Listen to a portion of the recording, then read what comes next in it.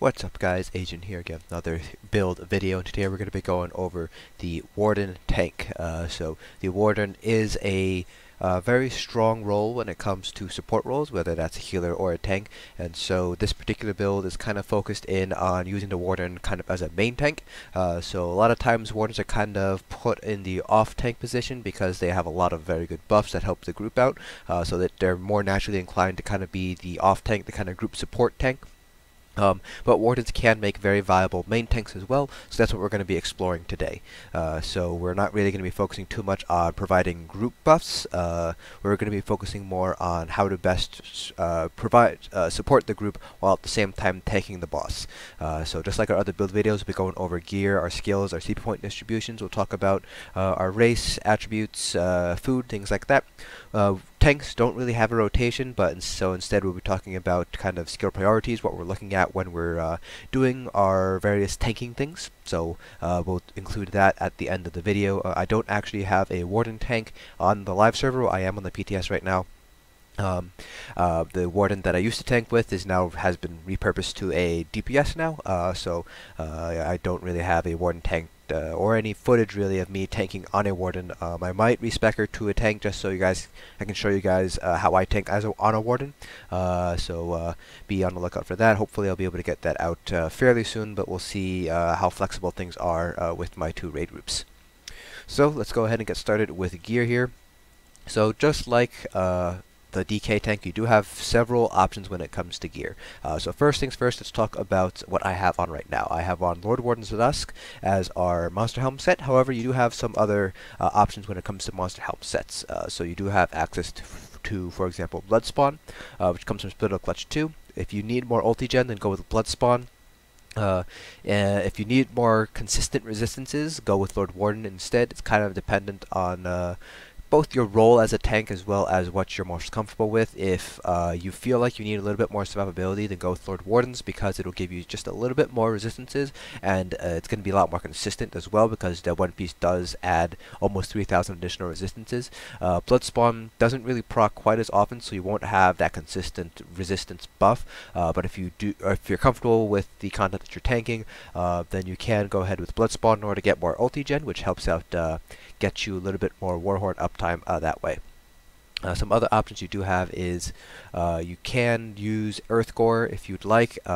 It's really nice for kind of a burst heal if you're not very comfortable with what your healers are doing, or if you need to solo tank something. For example, Azara adds, having Earth Gore is pretty helpful there in that regard. So those are kind of the three monster helms that I would personally recommend. You can go with something like Engine Guardian or Sentinel of Kugams if you'd like, but those two kind of have their downsides a little bit, and so I don't really recommend them too much, but Sentinel of Kugams and Engine Guardian are potential alternatives for Monster Helm sets if you aren't able to get any of those three sets. So Lord Warden, you do need the ICP, comes from ICP, so you do need the Imperial City DLC or ESO+. Earthgore comes from Bloodroot Forge, so you need Horns of the Reach DLC or ESO+.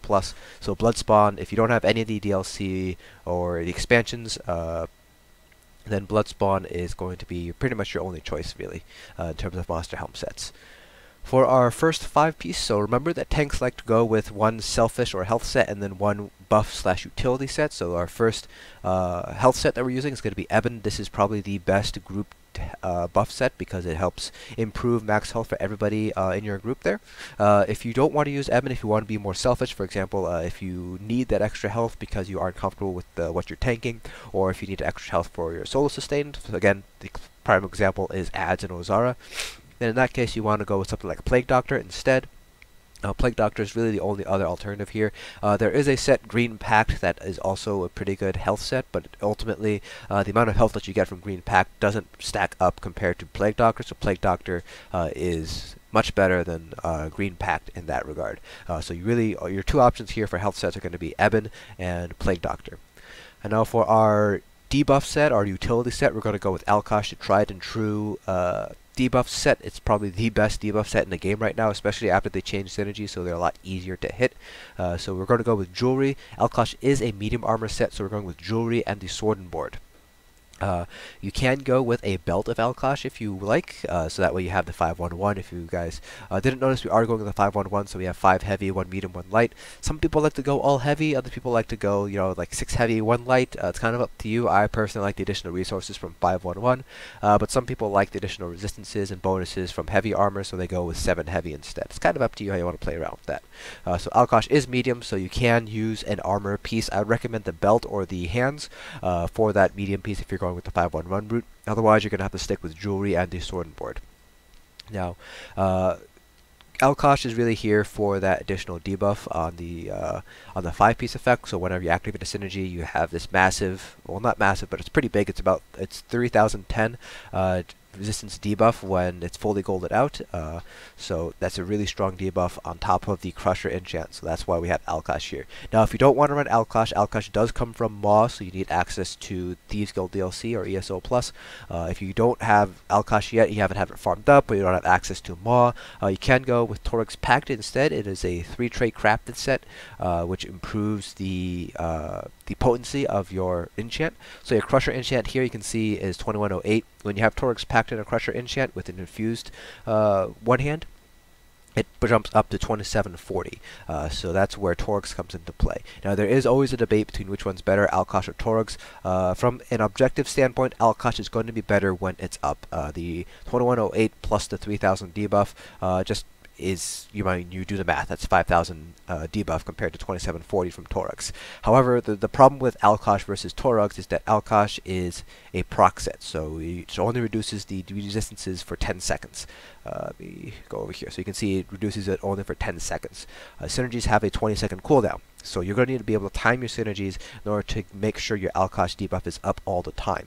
So there are going to be down times when you're learning how to, activate these synergies where you're not having that Alkosh proc, and in that case, Torug's will end up winning out.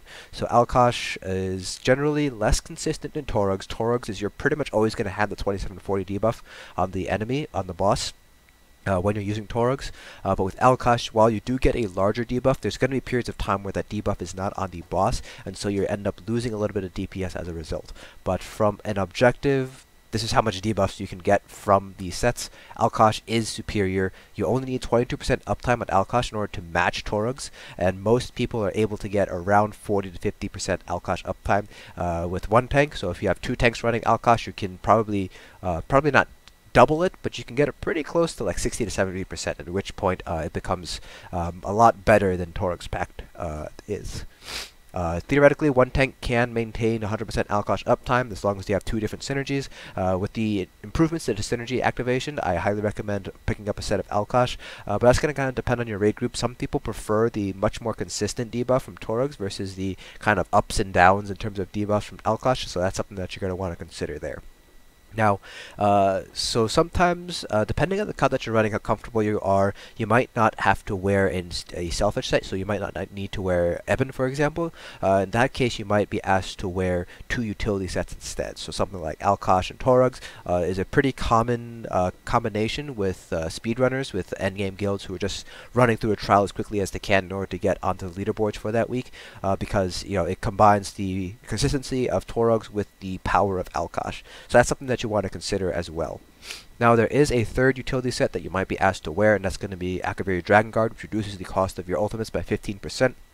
That is a pretty good set to use. A lot of people like to use it on their off tanks. For example, they have them wear something like Torug's in Dragonguard. That just helps boost your Warhorn uptime. So your Warhorn will normally cost 250 ultimate. With Dragonguard, it costs 213 ultimate. So it's a lot cheaper. You get higher Warhorn uptime. That's what a lot of progression guilds are kind of shooting for. They're kind of shooting for higher buff uptime. So that's why Dragonguard is up there as a potential set. There are other sets that you can use. As a Warden tank, you might be able to make good use of War Machine and 4-man content. I wouldn't necessarily recommend it for 12-man content because it only hits 2 other players. But with your very cheap ultimate that is Secluded Grove, you can have pretty good uptime on War Machine. You get up to, I believe, 45-50% uptime on War Machine if you use your trees on cooldown. And that being said, I wouldn't really recommend that for 4-man content because again, it only affects 2 other players. So chances are you are going to hit your melee DPS with this. But in 12-man content, Warhorn is generally going to be a little bit better because that applies to everybody. It boosts all their stats, plus it gives them major force for 10 seconds. So, you know, for 12-man content, stick with Warhorn. But if you're doing 4-man content, then War Machine is not a bad choice either. War Machine comes from Hall of Fabrication, so you do need to have access to the Morrowind expansion, which if you're a Warden, you already do have access to Morrowind, so pretty easy there. So that's pretty much it for sets. So let's talk about kind of traits, enchants, things like that. So this is going to vary depending on each individual person. This is my personal preference, but there are other options out there.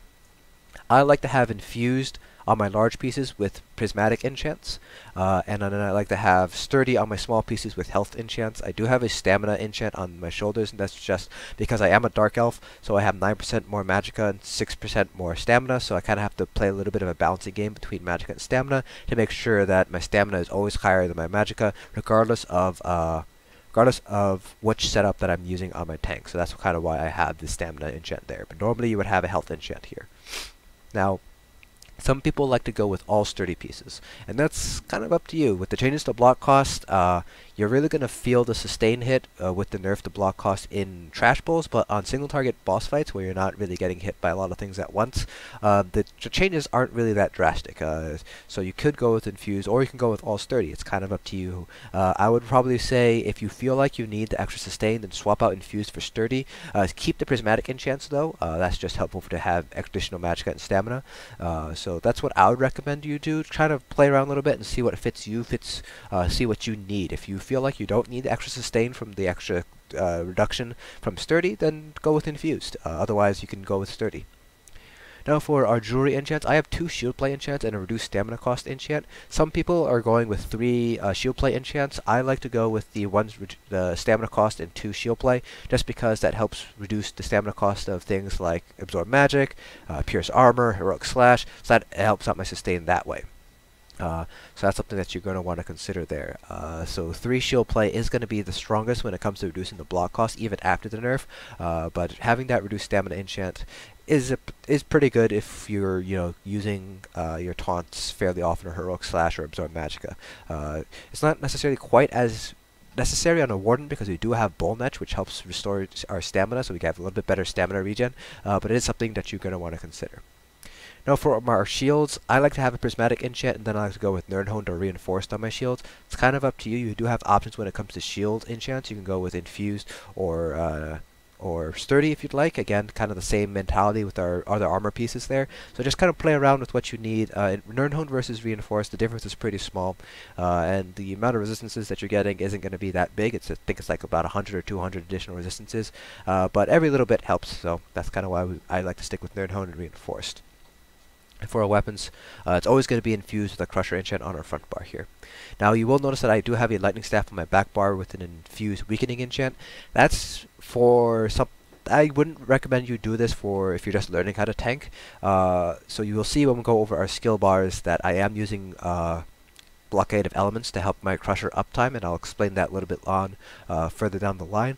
However, it's not best for everybody. I would only really recommend running a staff back bar if you are extremely experienced with the content that you're running, if you're very comfortable with your tanking abilities. Otherwise, just stick with a sword and board on your back bar, so one hand, axe, dagger, mace, sword, whatever, and a shield.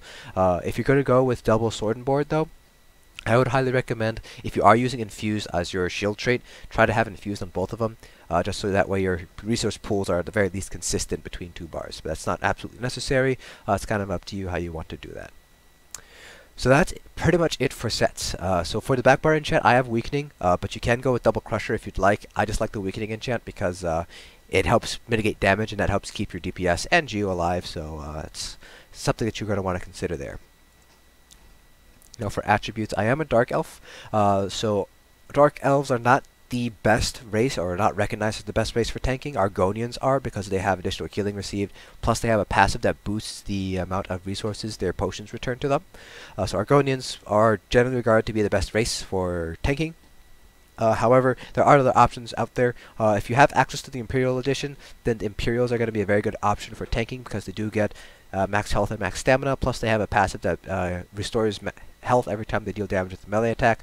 Red guards are also not a terrible choice either. They have stamina regen, which doesn't really matter too much on a tank. They have max stamina, and they restore stamina every time you deal damage with a melee attack. So those are kind of the 3 top options for a race. But realistically, you can tank in any race. Woler tanks on a Khajiit, I tank on a Dark Elf, and we've both tanked very difficult content. I've tanked VAS hard mode on my tank.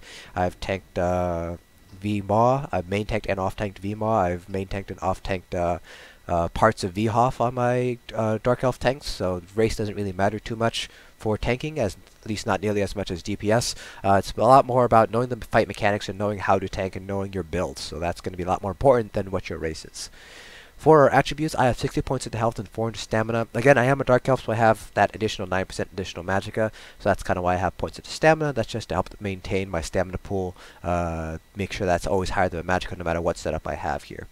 And then, so the general idea is to put as many points into health as you can, up until while maintaining your stamina pools above your magicka pools, because remember that orbs and shards only return your highest resource between the two, so you're always going to want to have your stamina higher than your magicka. So that's why I have those 4 points of stamina. So between all my different gear setups, this will guarantee that my stamina is going to be higher than my magicka. I don't have a Mundus right now, but I would be using the Atronach Mundus in order to improve our magicka regen. That's really important because a lot of your buffs are going to be coming from abilities that use magicka, not stamina, and we are using the bull Netch, not the blue Netch, so we are getting stamina back from our Netch, not magicka. And while Wardens do have a fairly consistent resource sustain from what their green Nature's Gift, I think is what the passive is called, you still want to have that additional magicka regen, just so you have enough magicka to keep your buffs up. Then we are using purple food, so that's max health, max magicka, max stamina. That's tri-stat food, purple food. Now on to our skills. Now you will have several flex spots here, so I'm just going to go over what the bars I normally use, and then I'll go over your flex spots as well as your options here. So your front bar or your sword and board bar, if you are going with a staff back bar. Pierce armor is going to be your taunt. Heroic slash, those both are going to be staples. You must have those. Deceptive predator, this is going to be one of those flex spots, so I like to have deceptive predator. The additional movement speed will come in handy more often than you think, but that's mainly there for the 5% additional dodge chance. It's not that big if you think about it. You're only dodging on average 1 out of every 20 attacks, but it helps. Every little bit of damage mitigation helps. But this is a flex spot, so I do swap this skill out depending on what I need for that particular fight. Balance. This is one of the most important things to our sustain. Balance. So basically, you give up a little bit of health for some magicka, so this pretty much is what helps out our sustain so much. It also gives us Major Ward and Major Resolve, so that's where we get our sources of Major Ward, Major Resolve. Or at least one potential source, so I really like balance, but again, that's not something that I would necessarily recommend for all tanks. This is kind of something that you would use if you're once you get a lot more comfortable with tanking. Once you are at that point where you feel comfortable enough and you trust your healers enough to heal you while you have balance up. Absorb magic must have for those the secondary effects, the amount of damage you can block and the cost of blocking. Those reductions is pretty strong. For our ultimate, I have Enchanted Forest here, but you can go with something like Barrier or something like that. So this is kind of a flex spot. I just like having the emergency heal in case I do need that heal. It doesn't really heal for that much, but every little bit of healing helps, especially if you're in more difficult content. It certainly helps out. For our back bar or the Destro bar, if you're running a Destro staff, Inner Rage is the ranged taunt. This is definitely going to be a must-have skill here. Polar Wind is going to be one of our kind of semi-burst heals, so it heals 11% of our health plus an additional 2% every 2 seconds, so it ends up healing us for 21% of our health once everything's considered. It also heals somebody else for 11% of your max health, so that's nice. So that's why health stacking is a little bit more important on Wardens, because this is a percentage heal, not a flat heal. So that's I would consider this a staple, but this is technically a flex spot. Bull Netch absolute must-have. You need to have this on your bar here. It just gives your store stamina to you, and because while you're blocking you don't have any stamina regen, this is going to help sustain your stamina in those cases where you do have to block for long periods of time, because it does restore stamina through that block, through the 0 stamina regen while you're blocking. Blockade of Storms, if you're going with a staff back bar, you have to have this, otherwise this is going to be a flex spot for you. Frozen Device, again, this is a flex spot, so this is pretty much the Warden's versions of Chains. Basically puts a portal on the ground, and anybody that steps onto it will be ported to you. It doesn't work on every single mob, it doesn't work on bosses, and it doesn't work on elite mobs. Some elite mobs can't be pulled. I don't believe, like for example, Overcharges can be pulled using Frozen Device, so it's not it's pretty much as useful as Chains is. It does have a little added benefit in that it applies Major Maim to anything that is teleported. So this won't apply Major Maim to bosses because you can't pull them with the portal, but it is useful to have for trash pulls. If you put them on trash and they teleport to you, you can apply that Major Maim. It's a little bit helpful, but ultimately not all that useful in the end, because most trash isn't quite so dangerous that you need to apply Major Maim. And then obviously we have Aggressive Horn. This is a must-have. You need to have this if you are going to be a support role. There's like no ifs, ands, or buts. You must have Aggressive Warhorn. Now for your flex spots here. So for Deceptive Predator here, what you can do is you can put any of these skills here, except for obviously Nature's Grasp, because that moves you. So you can put something like Green Lotus, so you can heal whenever you light weave on your tank. Put Leeching Vines. This will typically hit you. It might hit somebody in front of you. It kind of depends. But if it hits you, then you get the additional heal every time you take damage. Plus, it applies minor lifesteal, which is very useful to have. But it's mostly for that additional heal every time you take damage. That's kind of why you want Leeching Vines. It'll typically hit you if you cast this. Healing Seed slash I would go with Budding Seeds, and Fungal Growth are also potentially good uses. They are, Enchanted Growth especially is pretty expensive, but Budding Seeds isn't quite as bad. Just an additional heal. It's not a bad thing to have here. Plus it provides additional synergy if you are using Budding Seeds. So if you have one of these two morphs on, you can actually use Nature's Gift. So I don't have one here, but for Polar Wind, for example, or a better example would be Frozen Device if I'm going against a boss, I would actually put Leeching Vines here. So that way I have that on me or somebody else, because whenever you heal somebody, you get 250 magic or stamina, whichever one is your lowest at the time. So it's useful to have one of these two skills out up at all times, so you do have that Nature's Gift. That's just really helps out with sustain, and it's important to try to maintain it as best you can, so you do have that additional sustain there. And then for Underwinter's Embrace, you do have pretty much all these are good options for flex spots. Obviously, we've already talked about Polar Wind and Frozen Device. Gripping Shards is the Warden version of Talons for tanks. You pretty much hit it right where you are, and it has 6-meter radius, and it pins everybody for 3 seconds. So that's kind of good for trash, but not so good, obviously, against bosses.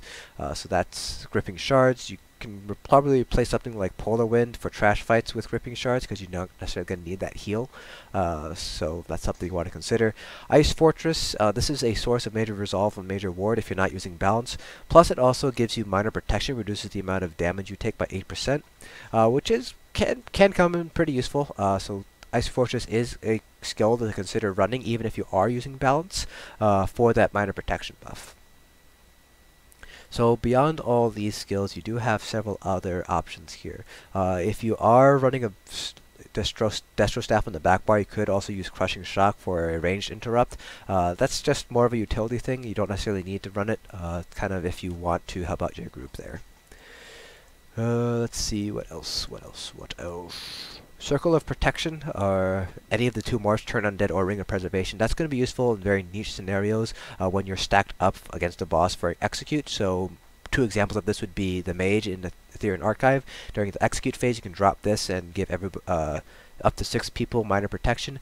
Hoff Execute against the final boss, Assembly General. This is where Ring of Preservation will really come in handy there for that additional minor protection, because people are stacked together. Sanguine Altar or Overflowing Altar is another good skill to have because of the additional life, minor life steal. Just keep in mind that there is a cast time associated with it, so you're going to want to time when you put this down accordingly. The range is pretty wide now, it's 28 meters, so you don't need to put it on top of the boss anymore. But again, the cast time is pretty long, all things considered, so you're going to want to be mindful of when you decide to put this down. I'd probably recommend putting it down right after a heavy attack, because that way you do have that additional time to kind of put it down and then raise your block again. Vigor is another flex spot, it's just another heal. It does use stamina, so you do be mindful of that. Efficient Purge for when you need to cleanse debuffs off of you or anybody else. Go with Efficient, not Cleanse, just because you want to save as much magic as you can, so that's where we're going with Efficient. And then Stalwart Guard is another option. You do need to double bar it, so you maintain it between your bar swaps. If you're going to use Stalwart Guard, I recommend you put it either on your other tank in order to reduce the damage they take, or on a DPS so they get the minor force buff, preferably a ranged DPS. So a good example of when you would want to use guard is, for example, against Rakat and Vima. If you're not the main tank, if you're the off tank, that way when Rakat does his machine gun move, you're taking a little bit of the damage away from the main tank, keeping pressure off of the main tank. That 30% that's redirected to you does take into account your damage mitigations. So whatever damage that the person is taking after mitigations, take 30% of that, add your mitigations, and that's the final damage that you're going to take. So if the person you're guarding takes 10,000 hit, you aren't taking the 3,000, you're taking the 3,000 minus whatever mitigation that you already have up. So just keep that in mind. So it's not going to be a flat 30%. You're typically going to be less than 30% that you take. And that's pretty much it for flex skills. Now let's go over our CP points. We have, as of this patch, Dragon Bones, we have 720 CP is the cap, so we have 240 CPs to put across our constellations. For our green CPs, I have 64 into Arcana, 64 into Tenacity, and that's in order to help conserve points for Shadow Ward. 61 into Shadow Ward, 28 into Tumbling, and 23 into Warlord. I would recommend putting in at least 56 into Shadow Ward for the 20% block cost reduction. I have 61 here, and then you can kind of try to make those jump points on the other nodes or spread them however you'd like. For our blue CPs, 75 into Blessed, 100 into Elfborn. You can put 100 into Blessed if you'd like. It's kind of up to you if you want to do that. 31 into Master at Arms for the Riposte passive. Just a little bit of extra damage. Never hurts. And then 34 into Precise Strikes. I like to have a couple of points into Precise Strikes just in case I end up using something like Vigor, a stamina heal. So you won't crit very often, but it's helpful to have the additional heal, the crit heal every once in a while. And for our red CPs, I like to take a one-size-fits-most approach. However, depending on the con that you're running, you might want to shift CP points around. It's not going to be quite as cut and dry as, for example, DPS red CP distributions, because you are taking different sources of damage. So do keep that in mind, but you may want to shift some CP points around depending on what content you're running. So, for example, Hellride, you're pretty much not taking any spell damage, so you can take points out of Elemental Defender and put them into other nodes if you'd like. 56 Ironclad, 56 Thick-Skinned, 64 Hardy, and 64 Elemental Defender. That's how I have mine set up. Wardens don't have a damage shield, at least not a class damage shield. You can use something like a Bone Shield, for example, if you'd like. So you don't necessarily need to put points in the Bastion. If you do want to put points in the Bastion, then I would probably put 10 points for the Field Physician passive, 30 points if you really want the Infusion passive, but it's not quite as strong as on a tank. Just keep in mind that you are a tank, so chances are you won't be rezzing. But if you are an off-tank during trials, then you might be in charge of rezzing if you're not tanking what you need to tank as an off-tank.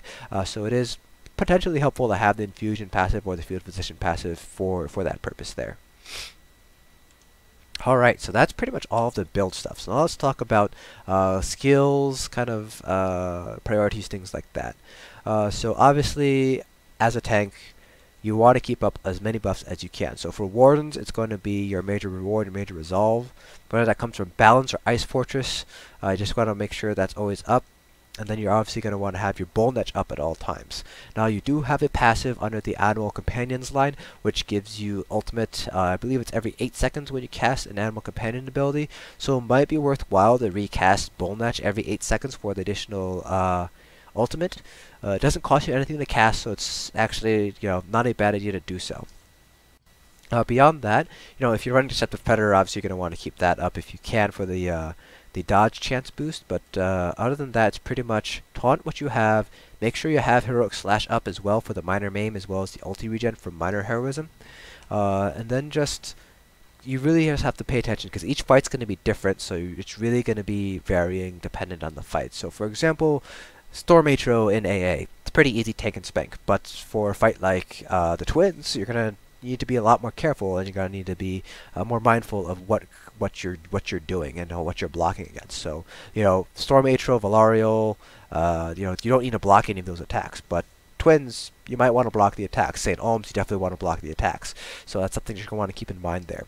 If you are blocking heavy hits, if you're heavy attack weaving, make sure you're on your shield bar when you block, not on your lightning bar. You can do it on your lightning bar, but you don't have the same number of passives as you do on sword and board. So just keep that in mind. If you are using a staff backboard, try to block the heavy hits on your front bar if you can. So beyond that, obviously, keep all your buffs up, things like that. So what I would recommend you keep up is definitely Bull Netch at all times, and Major Ward, Major Resolve at all times. When you have Warhorn, depending on if you already have one up, use it on cooldown. If you're using War Machine, just use your Forest Ultimate whenever it's on cooldown. And you always want to make sure to have Heroic Slash. So the 3 that I would always maintain: Bull Netch, Major Ward, Major Resolve, Heroic Slash. Those are the 3 that I was always trying to maintain. I would highly try to recommend keeping as much uptime as you can on Leeching Vines if you're using that. If you're using Green Lotus, make sure you're light weaving between. A lot of bosses, there are going to be times where you can light attack or heavy attack to get your resources back. So just keep that in mind. That's just going to come with experience. So the more times you tank it, the more you'll be able to see those openings to get that heavy attack in, and you'll be able to make use of Green Lotus that way.